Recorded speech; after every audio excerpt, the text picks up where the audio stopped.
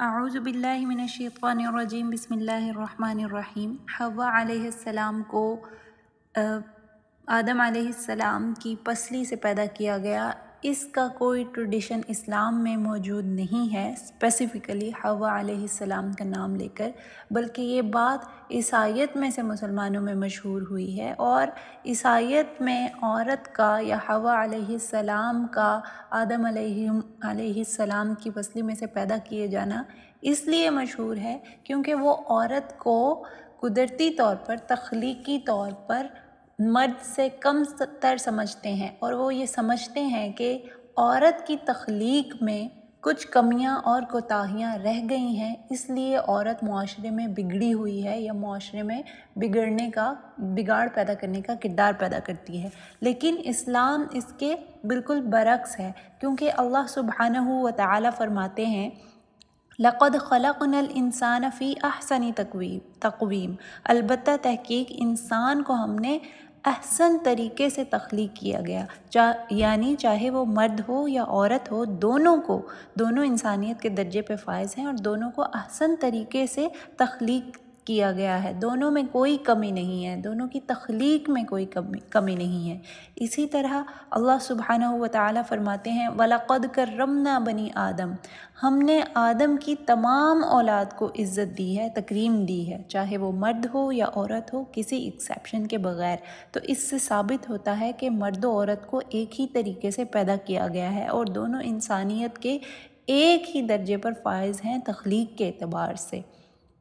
اور پھر اللہ سبحانہ و تعالی یہ بھی فرماتے ہیں کہ ہم نے تمہیں مرد و عورت کی صورت میں تخلیق کیا، یعنی پہلے جب انسان کو تخلیق کیا گیا تو اس کو دو صورتیں دی گئی، ایک صورت مرد کی اور ایک عورت کی۔ اس میں جو سیکسزم ہے اس کو ایڈریس کر دیا گیا ہے۔ پھر اللہ سبحانہ و تعالی فرماتے ہیں پھر ہم نے تمہارے قبیلے اور شعوب بنائے تعارف کے لیے، تو اس میں ریسزم کا جو ہے نا وہ انکار کر دیا گیا ہے کہ کوئی قبیلہ دوسرے کے اوپر برتری نہیں رکھتا اپنی ریس کے اعتبار سے۔ پھر اللہ سبحانہ و تعالی قرآن میں یہ بھی فرماتے ہیں ان اکرمکم عند اللہ اتقاکم، یعنی تمہاری تخلیق کے بعد، تمہیں مرد اور عورت میں تخلیق کرنے کے بعد اور تمہیں مختلف قبائل میں بانٹنے کے بعد تم میں سب سے زیادہ تکریم والا اللہ کے نزدیک وہ ہے جو تقوی میں سے آگے ہے۔ اور اس بات کا انحصار اس بات پر نہیں ہے کہ وہ مرد ہے تو اس لیے وہ زیادہ تکریم والا ہے، یا وہ عورت ہے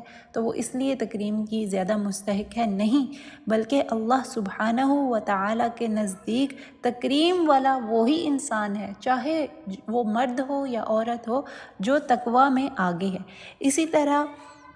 سورہ نساء کی پہلی آیہ میں اللہ سبحانہ و تعالی فرماتے ہیں کہ ہم نے تمہیں ایک روح سے یعنی نفس واحدہ سے پیدا کیا،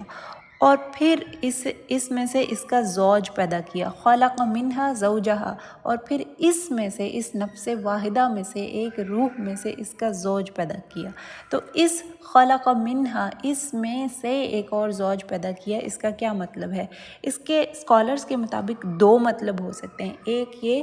کہ حوا علیہ السلام کو آدم علیہ السلام میں سے پیدا کیا گیا، جبکہ دوسری اسکالرز کی رائے یہ ہے کہ اس کا مطلب یہ ہے کہ حوا علیہ السلام کو اسی طرح کی مٹی میں سے پیدا کیا گیا جس طرح کی مٹی سے آدم علیہ السلام کو پیدا کیا گیا۔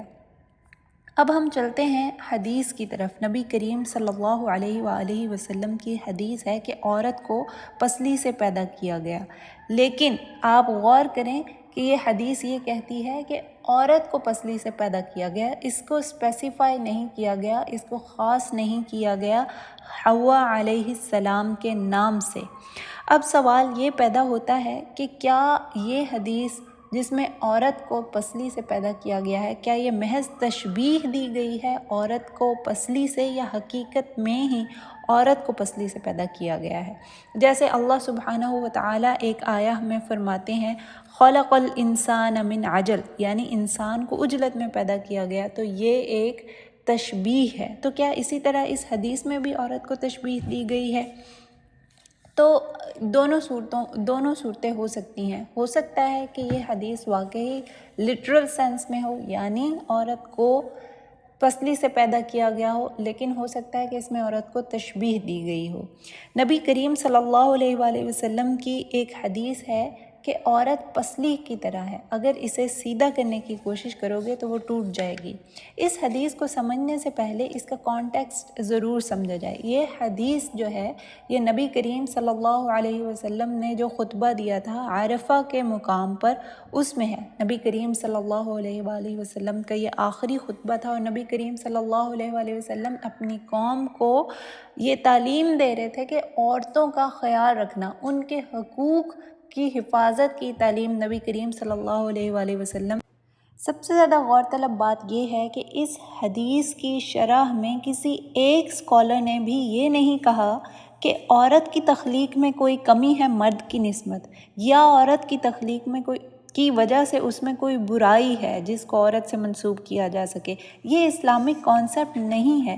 کوئی بھی اسکالر اس حدیث سے یہ مطلب نہیں نکالتا کہ عورت انہیرنٹلی کیونکہ کمی کا شکار ہے، اس کی تخلیق میں کمی رہ گئی ہے، اس لیے وہ برائی کی طرف زیادہ راغب ہے۔ کسی بھی اسکالر نے اس حدیث کی تشریح اس لیے نہیں کی، اس طرح نہیں کی۔ تو پھر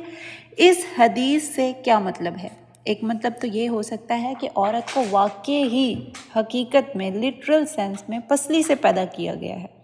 لیکن ایک اس کی شرح یہ بھی ہو سکتی ہے